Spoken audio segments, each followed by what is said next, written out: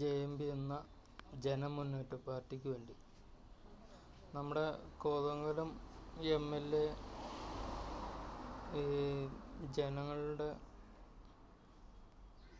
അമിതമായിട്ട് ജനങ്ങൾക്കുടെ മേൽ ഏർപ്പെടുത്തിയ നികുതികളൊക്കെ കുറയ്ക്കുന്നതിന് വേണ്ടി നിയമസഭയിൽ ഇന്നുവരെ ഒരു വാദവും നടത്തിയിട്ടില്ല.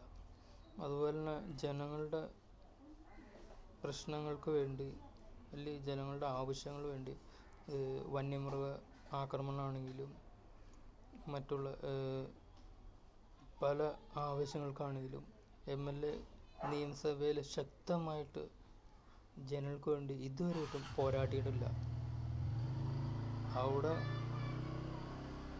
ഒരഭിപ്രായം ഇല്ലാണ്ട് ചുമ്മാ ഇരിക്കുക മാത്രമാണ് ചെയ്തിട്ടുള്ളത്.